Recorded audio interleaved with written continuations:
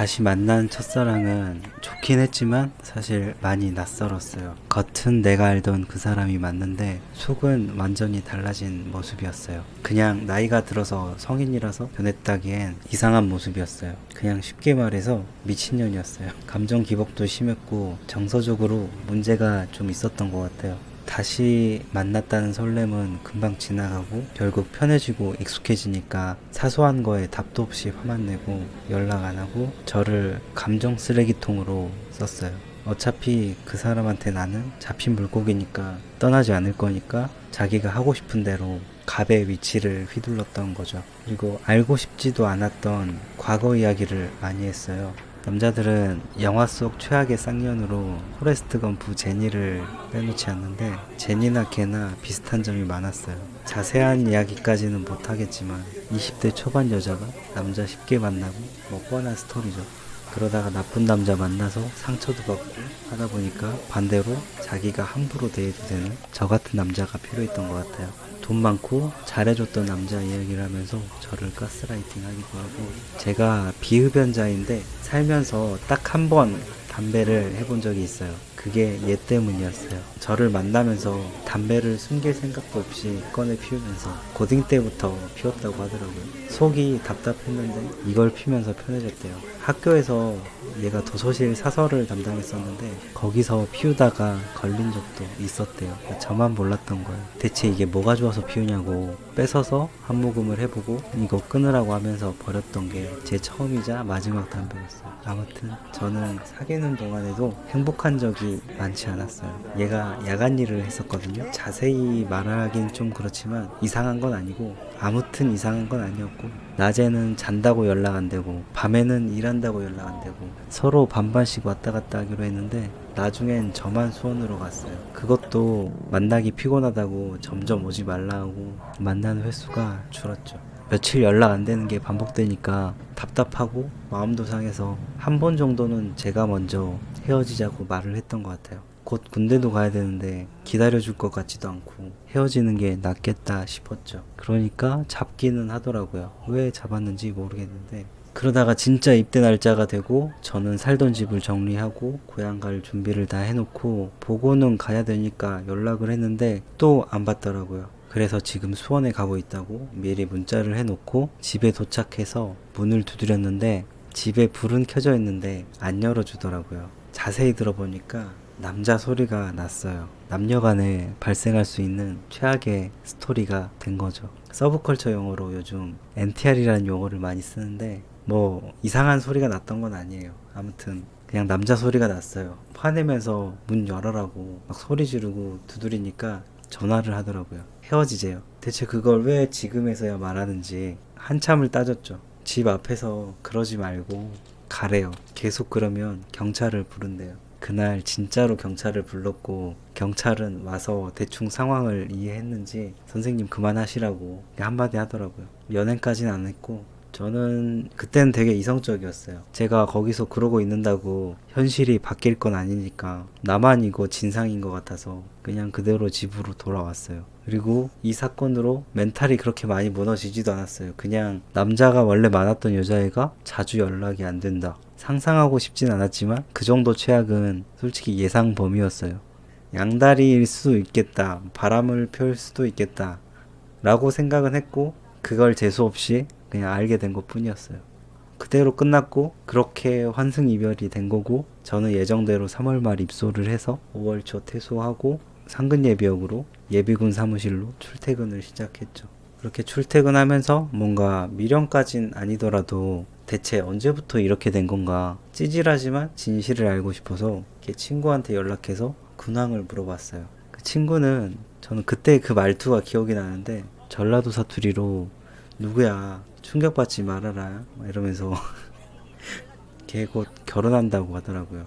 저랑 사귀는 기간 동안에 결혼 전제로 중매를 했었고 그렇게 남자를 만난 거래요. 그때 걔 엄마도 좀 아팠거든요. 제가 아프신 걸 봤어요. 병원비 낸다고 돈도 빌려갔는데 물론 갚는 일은 없었죠.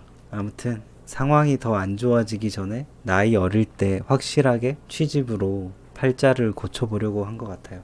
그렇게 8살 정도 차이 나는 공무원이었는지 그냥 일반 직장인이었는지 중매로 만난 남자랑 08년 그 해에 바로 결혼을 했어요. 그때 집에 있었던 사람이 남편이겠죠?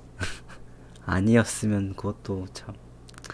아무튼 진짜 쓰레기처럼 끝났고 결혼 소식도 알게 되니까 포기하고 말 것도 없이 그 아픔은 금방 잊혀지더라고요. 원래 일상으로 돌아갔고 상근 예비역을 하면서 밴드도 하고 그러다가 앞서 영상에서도 말했듯이 아빠랑 싸우고 가출하고 고시원에서 병장 소집 해제하고 다시 서울로 이사를 했죠. 그렇게 첫사랑과의 인연은 끝일 줄 알았는데 2012년 얘가 싸이월드 방명록에다가 무슨 꼭 하고 싶은 말이 있다면서 연락처를 남기더라고요. 진짜 미친년이죠. 전화해서 저는 딱히 화를 내진 않았고 뭔데 연락하냐고 하니까 자기는 애 낳고 잘 지낸다고, 너 잘 지내냐고, 미안했다고, 그때 내가 쌍년이었다고 지 남편한테 제 이야기를 많이 해서 남편이 저를 알고 있대요. 저한테 그랬듯이 지 남편한테도 쓸데없는 과거 이야기를 한 거죠. 저는 바보인 게 그런 일을 겪어도 그새 또 시간이 지났다고 조금 반가워서 이런저런 이야기를 카톡으로 며칠 한 것 같아요.